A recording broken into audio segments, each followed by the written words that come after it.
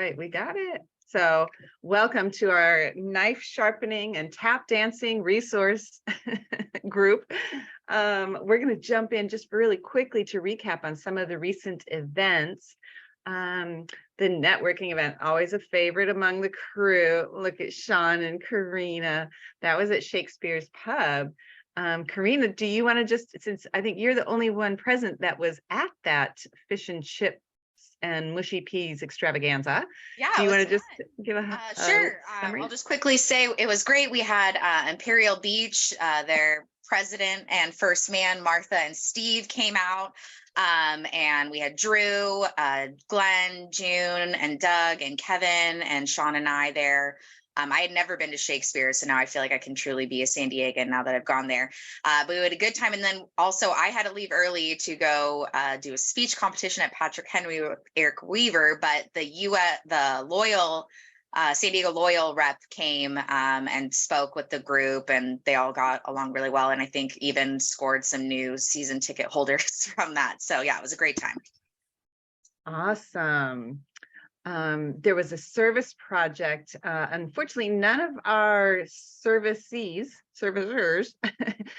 are on the call today, but we did hear at the breakfast, like sounds like a phenomenal opportunity. They went south of the border and they built a home, and I love that they got to do some painting and throwing some hammers. Looks like Ryan there with a drill.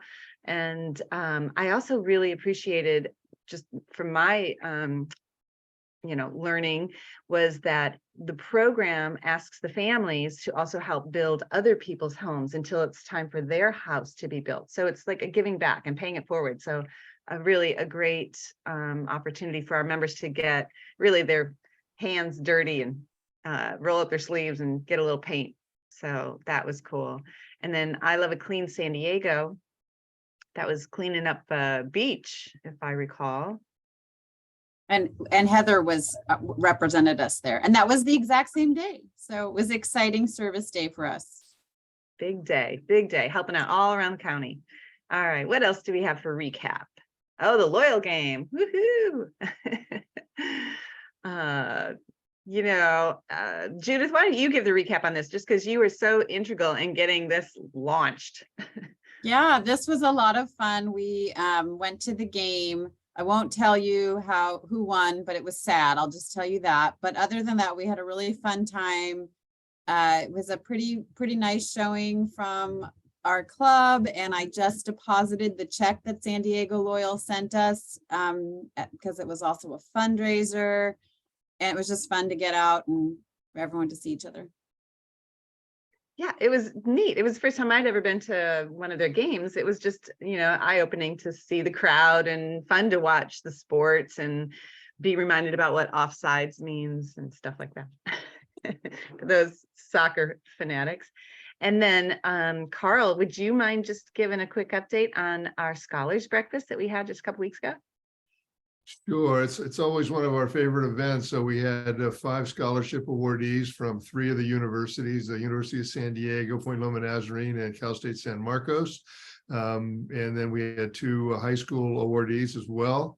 I think the highlight was David J., our scholarship chair, moderated a sort of a panel with all of they didn't come up and sit, they just kind of talked from the audience, but about personal stories about how the scholarship had been of value to them, and what challenges they'd had to overcome. And some of the stories were pretty, they had to work hard to get where they are today, and what their future plans are. And I think it's one of my favorites because it's the stories are heartwarming, and it really allows us to connect with people that we're actually helping. So this is a really good event.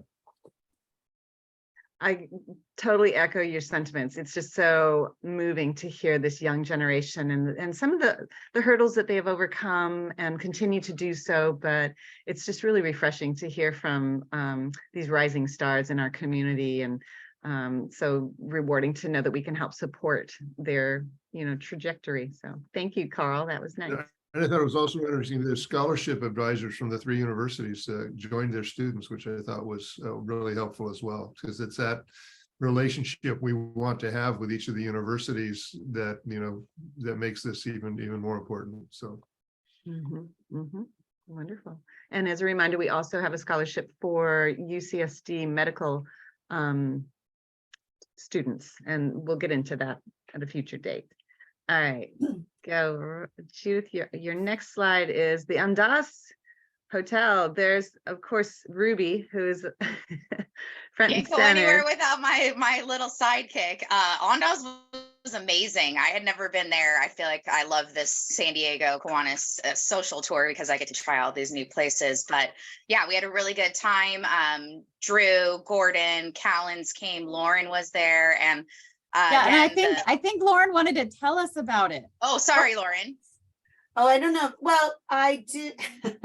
I mostly want to point out that I'm on the back row because when you're 5'2", you never get that to happen. And Brian and I both, who's not the tallest, ran back to the back row, and Karina tried to make us come down, and we said, no, we won't. And that's why we're both smiling pretty happily in that photo. It really was a good night. Again, you had Steve and Martha. They're there in front of Brian from the IB Club. And I did want to mention for the Imperial Beach Kiwanis, they do the IB Farmers Market every month. So just throw that out there. If you're ever at IB around Farmers Market time, zip by, you'll see them out with their tables. So I think that's great to support them. And I don't know their names. I've forgotten. And I think I'm going to say Karen and her husband on the other side over by Drew and Jordan just joined the club. So look at them. I hope they know that we just dance on rooftops and drink wine and have great times. Yeah, wait till they hear that we really go to Tijuana and do different things and do all kinds of service projects. But it was exciting. Lance was registered, but he did not show up. I had a hilarious joke for him. He is sad now because I will save it till the next event that I see him in person at. But otherwise, we had a great time, and it was hilarious to see. Ruby got nervous because there were some of the big floaties in the pool behind us. So literally Gordon and Drew ran and made sure that those were all out of view so that Ruby Sousa was not shaking and shivery. So it was, Lance, I'm just giving you a hard time because it's fun because you're on mute. You can't say much right now. I mean, you can, you're saying it. I see it. We'll get together. It'll be great. All right. That's my report. Our joint report, I should say. Awesome. Yeah, as mentioned, there's Judith did a great job in fielding an inquiry from someone that's just moving into the area and said, I'm interested in hearing more about Kiwanis. And so she invited him to attend the networking social, and they attended, and it sounds like we'll get a new member out of the interaction. So well done, team. Making friends and influencing people. All right. I think let's move on to our program. We have Pauline Crooks with us, and Lance, if you'd be so kind as to introduce Pauline for all of our members, and then we'll get started on learning more from the Office of Education. I'll be happy to, and I'm glad I just found her bio on our website. I'd like to introduce Pauline Crooks, Arts Coordinator from the San Diego County Office of Education. Pauline is the Visual and Performing Arts Coordinator for the San Diego County Office of Education, a position she has held since January 2016. She works to ensure every child has the opportunity to experience the arts, to build empathy and self-awareness in order to see the many assets they bring to their community and the world. Pauline received a bachelor's degree in music education from The Ohio State University, a master's degree in teaching from National University, and a master's degree in educational administration from Concordia University. She is a national board certified teacher in early and middle childhood music and has been a music educator for 28 years. Pauline is a leader of Arts Empower San Diego, a partnership between the San Diego County Office of Education and a coalition of nonprofit arts organizations, community partners, and school districts to champion arts education in all schools across the country, in the county, I'm sorry. Thank you so much, Pauline, for being with us today. My pleasure. Thank you very much. So I'm going to share with you a great deal of information about Proposition 28. If you have questions, feel free to put them in the chat. Some of the things I may not answer right away, but if there's something really big you need me to answer before I can move on, please just unmute and let me know, because I can't always see the chat while I'm sharing my screen. And I want to just reiterate that this is the best up-to-date information as of right now on May 16th at 12:17 p.m. and subject to change because there's some details that we don't know yet. So if you see this recording later or you find something else out later, it's not because I was giving you misinformation, it's because we end up getting new information. So going to talk about, and my email address is here on the slide, and I'll share that again at the end. And you are welcome to email me, and I'm happy to answer any questions you have now and in the future. So the Arts and Music in Schools Funding Guarantee and Accountability Act, also known as Prop 28. That's what I'm going to share with you today. So I wanted to give you a little bit of background about what's been going on in arts education the last several years. So in 2019, the State Board of Education adopted new standards for California in all 5 of the arts disciplines. The previous standards we had were 20 years old, and so a lot has changed in education since then in the last 20 years. And so we were very excited to have these new standards. And the standards in education are what students are supposed to be learning at each grade level. Then a year later, in 2020, the State Board of Education adopted the California Arts Education Framework. And the framework is an 800-page document in this case that is divided into chapters that helps, well, everyone, it's for everyone's use, but it helps educators know how to teach what's in the standards. And then in 2021, we adopted new instructional materials for teachers to use with students. And then about a year ago, we found out about this funding source that was a one-time grant called AB 185. And it was called the Arts, Music, and Instructional Materials Block Grant because it was a way to get those instructional materials that came out in 2021 into schools. Eventually, through the legislative process, it became expanded to include a lot of different things. So it kept the title Arts, Music, and Instructional Materials Block Grant. However, it applied to a lot of different areas for schools. And if you have been reading about the governor's budget, the proposal in January and the May revise that came out last Friday, it's noted that the second half essentially of this funding will likely not be given out. So that is impacting the schools. And then Proposition 28 passed in November, and it's starting with this upcoming school year and is ongoing. So it is never going to go away, is the understanding. So November 8th is when this was approved by the voters. It had a 64.4% approval rate, which is very high as far as propositions go. Proposition 98, which is how we fund schools in the state of California, passed with a 50.7% approval, just for comparison. Now, Proposition 28 is an annual allocation for arts and music programs starting with the 23-24 fiscal year, which begins July 1st. And it requires the state to provide additional funding. It does not raise taxes at all, but the funding is directly to increase arts instruction and programming in our schools.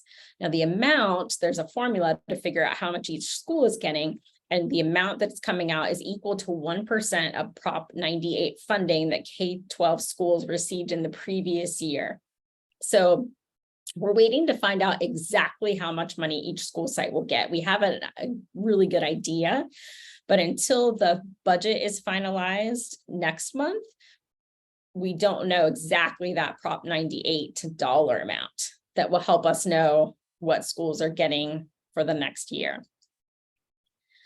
So again, this funding is a payment above the constitutionally required amount of funding for schools, and the legislature could reduce funding for arts education if it suspends Prop 98. So if there's a financial emergency in the state and they pause Prop 98 for a year or more, then it would also do the same to Prop 28. So the things are linked together in that way. And as Prop 98 funding goes up, and I don't want to assume, so I hope I'm not oversharing, but I also don't want to assume that everybody has that base of knowledge about how education funding works either.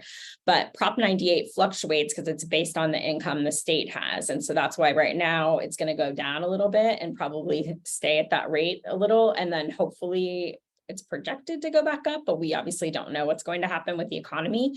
And so it's linked to whatever happens with Prop 98. Now, the way each school district receives funding, 70% of the money they get is based on enrollment that each school site has for this school year that's coming to a close shortly. The additional 30% is based on the percentage of students who are identified as low income and qualify for the National School Lunch Program. And then the money will go to the districts, and the districts are required to distribute the funds based on that 70-30 formula. The district can keep up to 1% of the money for administrative costs, but the other 99% must go out to the schools in each district. Now, you may be wondering how the money is to be spent. So any school district that has 500 or more students needs to spend at least 80% of the money to employ certificated or classified employees. And those employees are ones that are providing arts education instruction. So hiring somebody that's going to help manage materials or help repair things, that's not a person who's providing instruction. So it has to be someone doing that to be eligible to be utilizing these funds. The additional 19 to 20% or less, because if you use more than the 80% to hire people, can be used for any training, supplies, materials, and arts education partnership programs, which include our museums, our teaching artists, other people in the arts education field that might come in and work with students. Now, the Department of Education is permitted to provide a waiver from the 80% staffing requirement to school sites upon written request from the principal. However, as of this moment, we don't know if the CDE will do that, and we don't know what the waiver process will look like. So that's one of the things that's kind of unknown. So if you talk to any school leaders right now, there's still a lot of questions. And that's one of them that we have.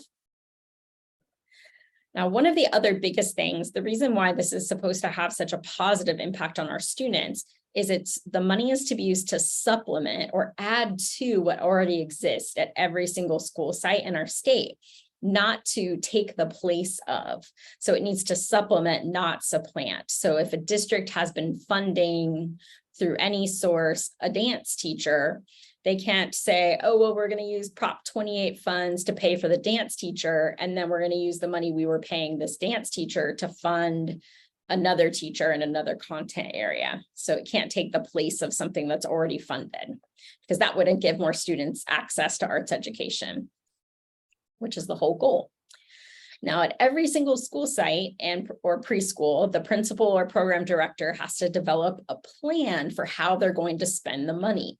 Again, we're waiting for the Department of Education to share that plan template and let the principals know what has to be in the plan. And then each school or school district has to share to the Department of Education and post on their website an annual board approved report on how they spent the money. Now, again, it says in a manner determined by the state superintendent of public instruction. We don't know what that looks like yet.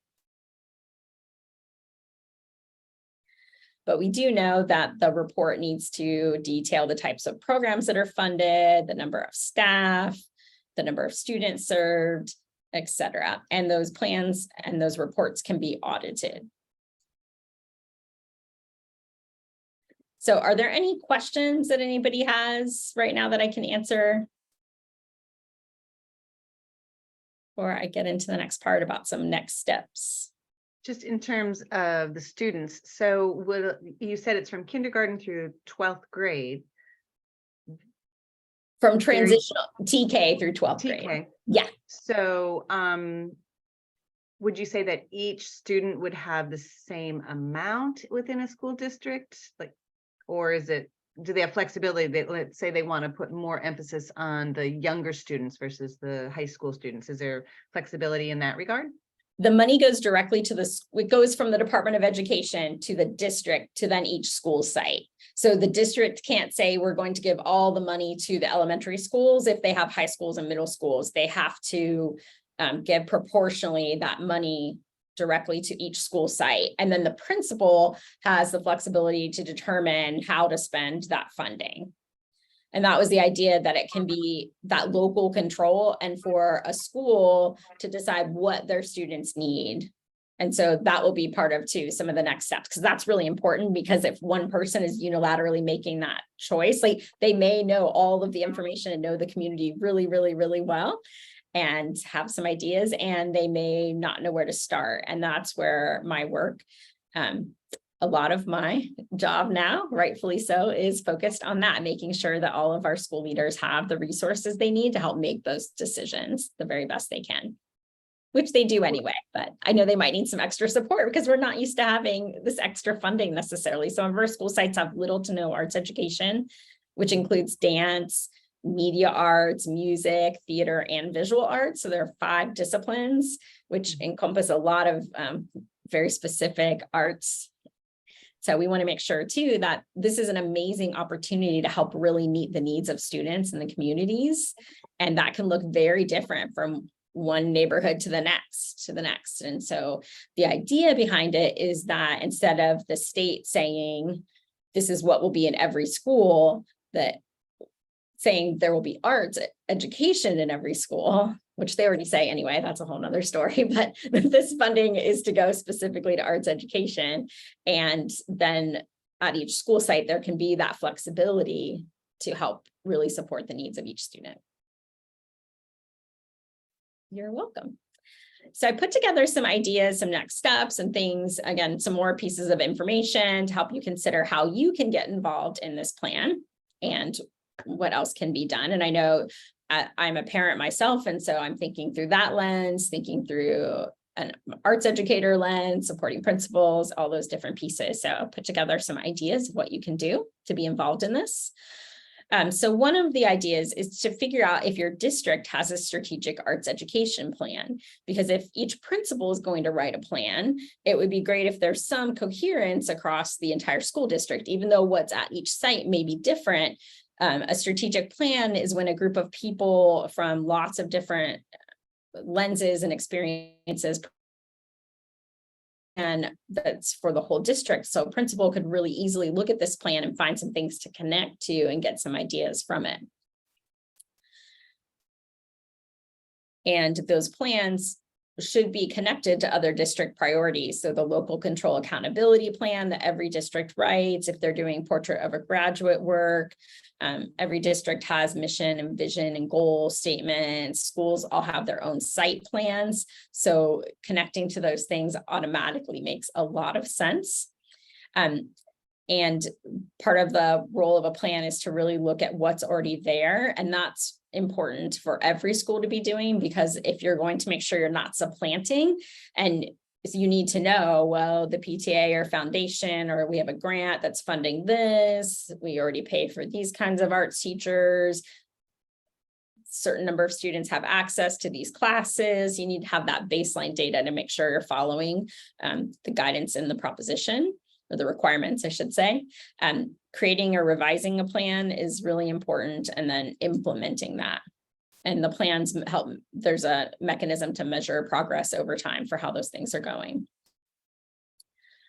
Something else that can be done is referring to the California Arts Education Framework that I mentioned before. And I pulled out some questions that I think that are really helpful no matter what, but in this time where we have this amazing opportunity with this funding that we haven't had before, knowing what arts disciplines are being taught, who has access to those classes, who's teaching them, how much time, what the scheduling looks like, is it aligned to the standards? figuring out what kind of facilities, even though Prop 28 money can't pay for facilities, if you know you want to start a ceramics class and you need a space for it, that will be something that the school needs to figure out. But getting equipment, materials, what supplies are already there, and then figuring out what you need. And again, who has access to those things is really important. And then figuring out how everything is funded and who ultimately was responsible for what's going on in each school, at each school site in the district.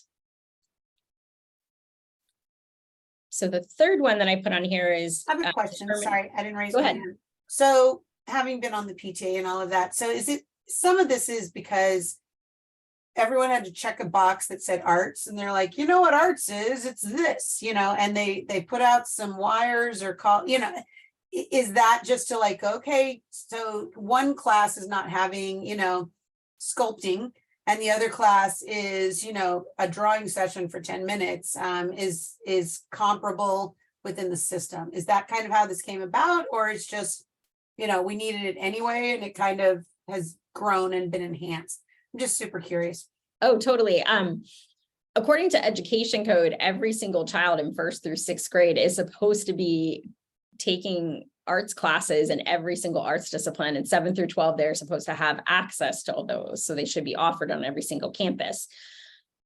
Well, education code is a very complicated thing, and not always talk to a lot of amazing school board members and leaders and people that prioritize everything. And there's not always the funding available and the resources available to implement everything that every district wants to, or school site. And so we know there are schools where there are absolutely no arts education happening unless you happen to be in a class like at an elementary school with a 4th grade teacher who really loves and feels comfortable and has a background in teaching theater. And so that teacher implements theater with students. And then in the classroom next door, the teacher doesn't feel comfortable, or whatever, there's so many very valid reasons, understandable reasons.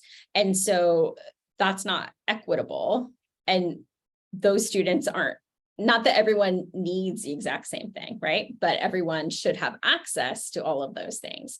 And so Austin Butner, who was the former LAUSD superintendent, got together with a lot of people, and there was signature gathering and all of that to get this on the ballot a year ago. It was in that part of the process. So obviously a large number of people in our state thought this was very important. And so that's where this funding came from. Is that essentially the question, Lauren? Does that help? Kind of. I'm just, yeah, because it's always about the money, and it's always about, again, I absolutely agree that equity is usually what do you have access to.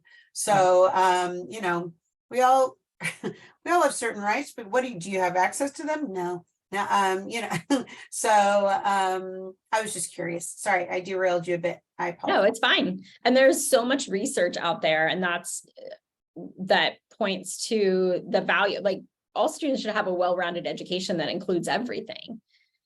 And we know there are students that don't have access to science. We know there are students that don't have access to history and social studies. Like, they deserve access to all of those things. And the idea that because you happen to be in a school in one zip code or in one area of the county or state, or that you don't have access to those things, that's something that this is a step to help change, because it's not going to fully fund all 5 arts disciplines at every single campus in our entire state. So, and it's why sometimes you get in the fight where everyone wants the teacher, who is capable of delivering all of that, and not the other teachers. And that's not their fault. That's not really actually what they signed up to or for.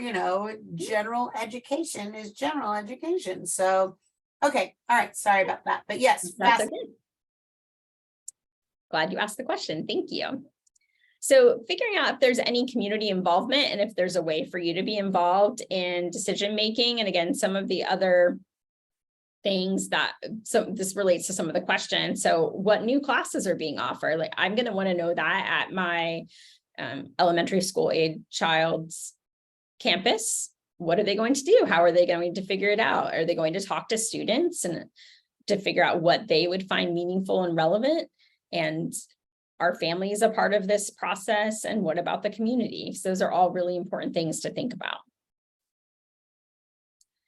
And then the next step is connecting with others across the county. So in case you are talking to other teachers or principals or leaders in districts, I have an Arts Leaders Collaborative. We're actually meeting this afternoon with people from districts all across the county, and we talk about these things and how things are going with implementing the Prop 28 funding, and get together and have collaborative discussion. So there are a lot of opportunities for that. We have a summer book study around the book street data, which really talks about how to talk to families and communities and students and find out what it is they need in all of education. And then we are running some professional learning that's free this summer, and there'll be some more opportunities in the fall for district teams to come together and strategize about how they're going to implement spending this funding. There are some districts that have already hired people or in the process of hiring new teachers and district people to help take the lead on this right now. Some other districts are waiting a little bit longer until they have a little bit more information. And some districts are waiting until they actually receive the funding from the Department of Education, and all for a variety of reasons. And every district is doing the very best they can and trying to figure out how to go next. The other really important thing I want to mention is encouraging people to consider a career in arts education.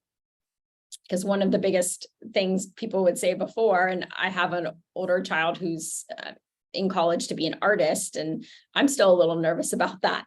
And that's kind of amusing with my role. But we believe we need over 600 new arts educators in the county of San Diego. That's just here. I think we need 15,000 across the state. So anyone that you know that's always been thinking, well, maybe I want to be a teacher, but I don't know if there's a job for me. We need educators in everything, but we know because of Prop 28, we're going to have the ongoing need for over 600 arts educators.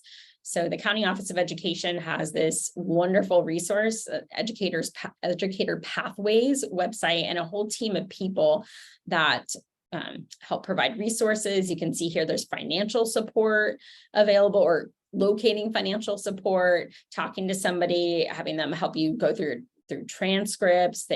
There's a pathway for high school students, anybody that's considering education, because it will be a very, very, very stable career, and especially in arts education. So sharing this with people and letting them know about this need would also be really helpful.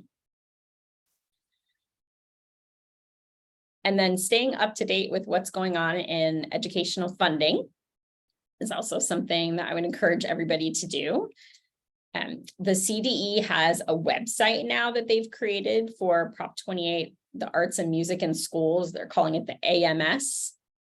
That's the abbreviation now. We have a lot of acronyms in education. So the Department of Education has a website. They have a listserv that you can sign up for to receive notifications about what's going on. They have an email address where you can send questions. I have a newsletter that I send out almost monthly.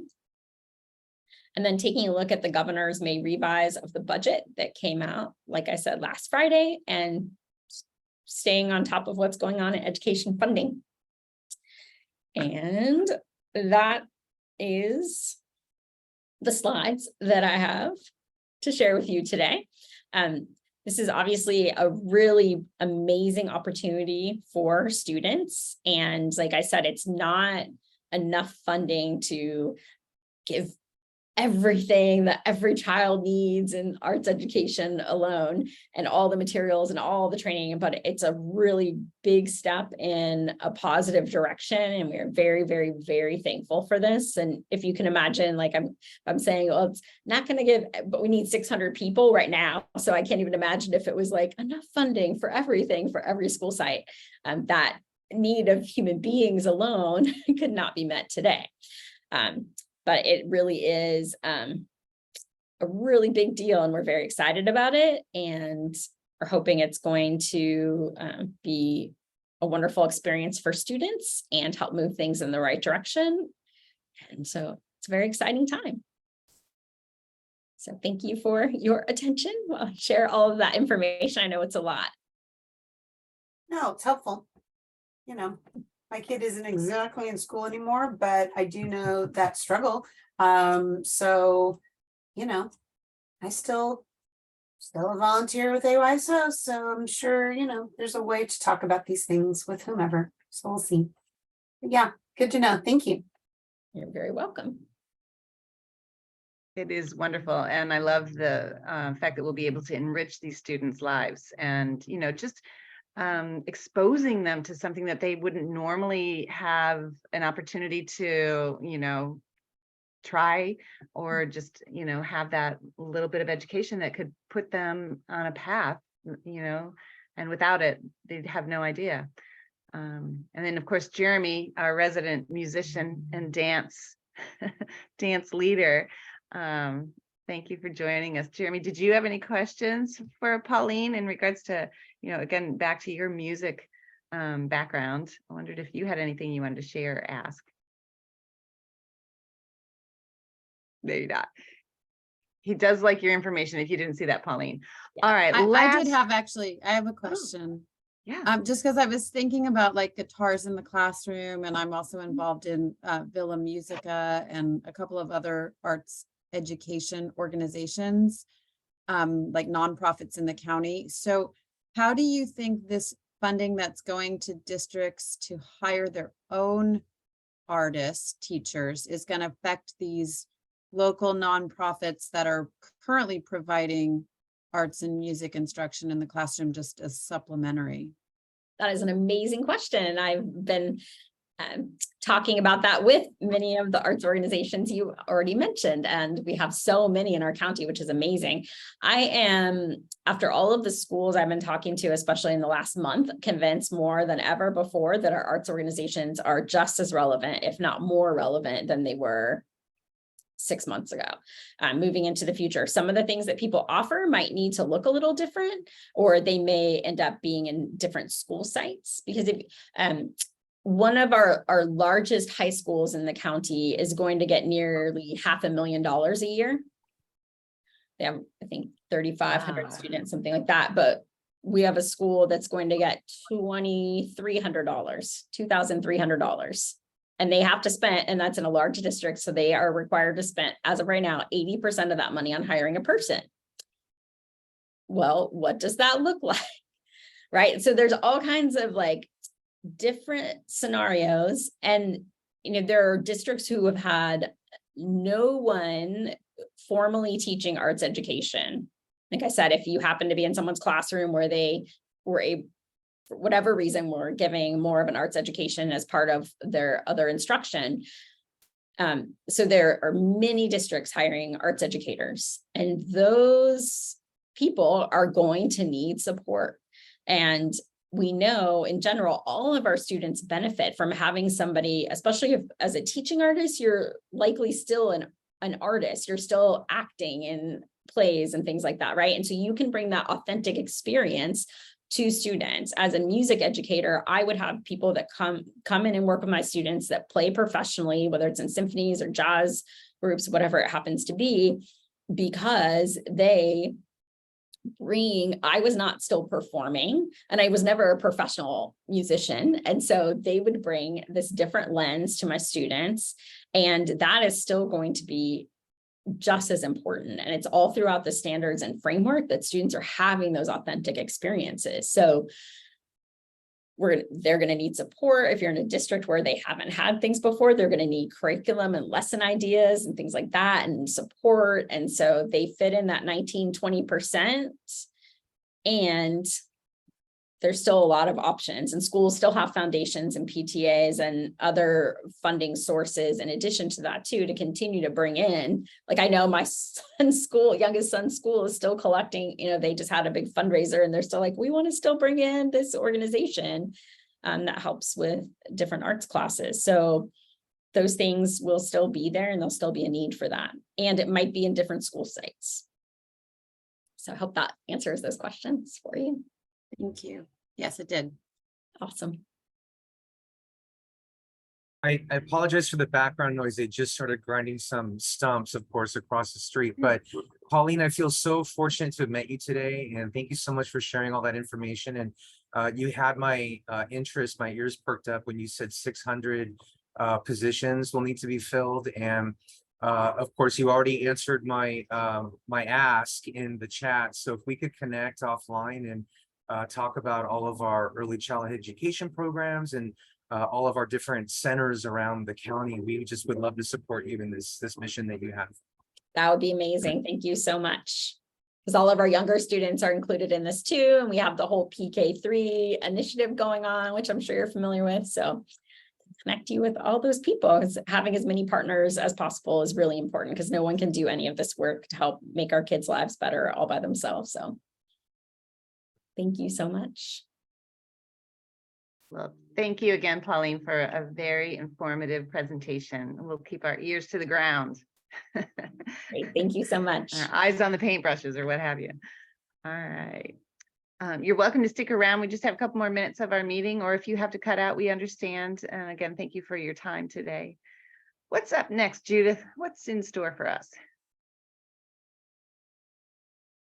The birthdays. Lance, you just celebrated a birthday. We went over during membership orientation just what a birthday means for you as a Kiwanian.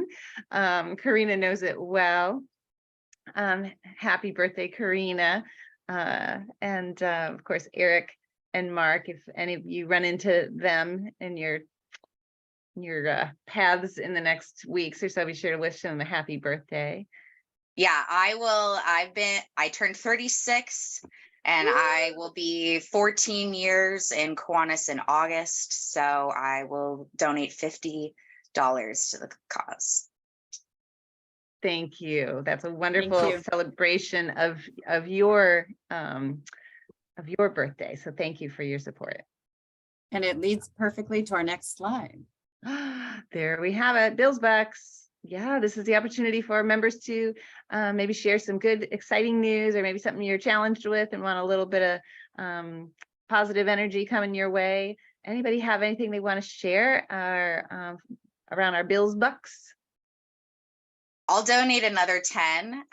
Gordon gifted me with seats to the Red Hot Chili Peppers concert on Friday for my birthday. And they weren't just any seats, they were leather loungers. I don't think Matt and I will ever be able to afford being treated this first class, but you know, this is something that I just love about Kiwanis, is that these people, you know, I've been in this club 14 years, are really family. And, you know, it was really fun getting to celebrate with everyone on Thursday. And so I'm just really thankful for Kiwanis, and you know, I'm just really happy to be part of this group. So it was a really great birthday. I'm going to keep celebrating all month, but I really wanted to thank Gordon, probably one of the most generous people I've met in my entire life.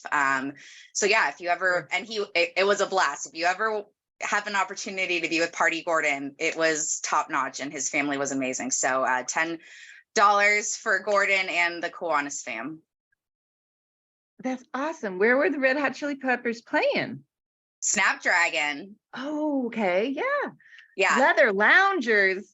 Yeah, I highly recommend taking the trolley though. Matt tried to convince me to take an Uber there, and we had to get out of the Uber on the freeway and walk over an off ramp. So I highly recommend, if you're trying to get to Snapdragon, you use the trolley because it's way better. So yeah, and also recommend going. It's a really fun venue. Great tip.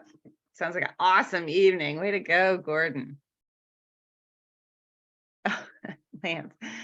All right, upcoming events. We're moving on to what we have in the future, and we've got a bunch of stuff just in the coming weeks. The March for Babies with the San Diego High School Key Club. Sounds like, oh, thank you, Karina, for putting the link in for those of you that want to get involved with the March of Dimes March for Babies event on May 20th. That's coming right up. Go to the link and follow it and get involved if you have the time. Red Shoe Day. Woo! Okay, Lauren, I saw those hands go up. I know you have been I am registered. I have a yellow or a red shirt. Looks like we're wearing red this year. I'm sure I'll get a new one. That's the same as the one I have, but I will still like it. And yes, I'm ready to go.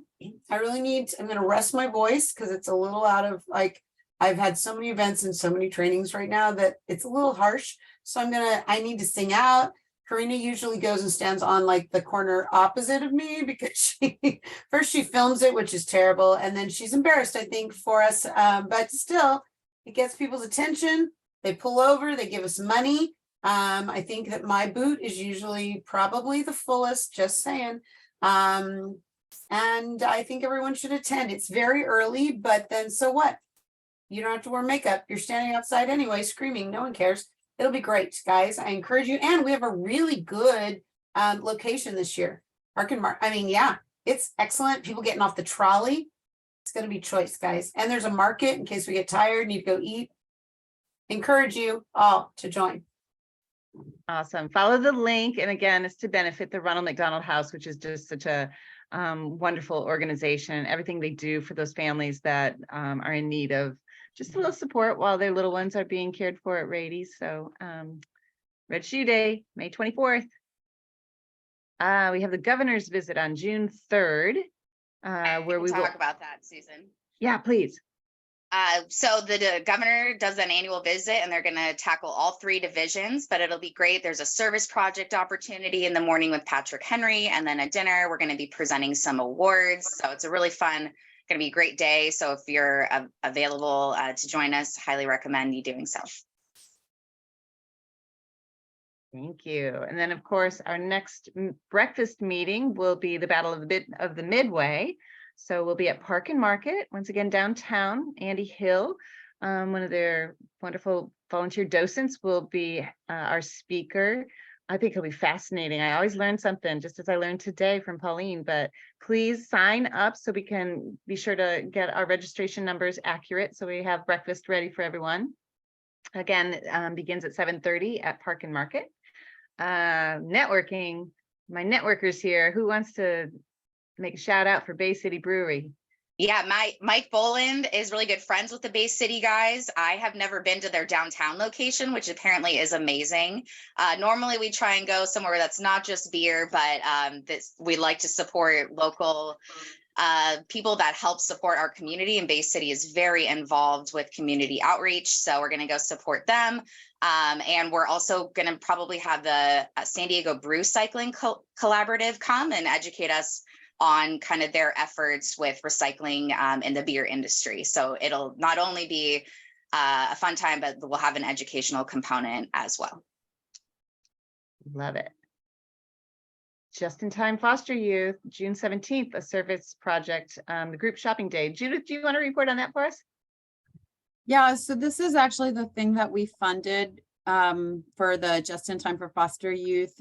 So these kids that are like exiting the foster system into their own homes for the first time ever need to know how to furnish them. And so we're going to take them shopping. And I think I've heard that this is one of the most inspiring things that this organization does with these kids. And I know Gordon is really excited about doing it. So I think it'll be a fun time for everyone. All right. Oh, our next virtual lunch, water supply in San Diego. And this is actually, the speaker came from Carl. So if he's still hanging out on this call, he could tell us about a little bit about the program, maybe. Yeah, well, the San Diego County Water Authority is who's speaking, and of course, I think we all know that the challenges, despite the news about the substantial snowfall in the Sierra Nevadas, which makes us think our water supply is all good now, is actually not true. You know, we only get 1% of our water from the Sierra Nevadas. We get most of it from the Rocky Mountains and the Colorado River. So I'm sure that there'll be some talk about leavening that and then understanding what kind of strategies the Water Authority has done long-term and short-term to keep our supply stable. Wow. Fascinating. Thank you for helping secure them. I think that's going to be an awesome topic, and you can do it virtual just as we've done it today. So in the comfort of your home or office or car or wherever you are. Thank you, Carl. All right. Sure. I think That's that's all we it got for our presentation and our quick meeting today. Looks like Karina's got something else. Just one thing, because Steve is on paternity leave. If in case you didn't know, Steve Morris, our VP, had his baby recently. So congrats, Steve. But their Big Kids Ocean Day is next week. That's actually the program that we help support. So if anyone can head out to Mission Beach, it's amazing. The kids all come together who have never seen the ocean, and they form this amazing beach art. And it's a very, very cool experience. I'm going to go. So if anyone wants to join me in Mission Beach next week, I figured someone needs to be there since Steve probably can't. So hope someone can join us. Susan was actually gonna go. I don't know where she just dropped up this call. Susan was actually gonna go represent us and bring the giant check, and I might stop by also. Great. So it'll be a fun gang. Hopefully the weather will be nice. But that's it for me. So if you want to wrap it up, Judith. I don't know where Susan went, so I'm just gonna say thank you so much to Pauline. I think this is very exciting to have this kind of funding for our schools. And unless anybody else has any more comments or questions, then I'm gonna stop the recording and then I'm gonna kill the Zoom. Thanks so much, everyone. Have a good one, everyone. Thank you, Pauline. Thank you. Bye.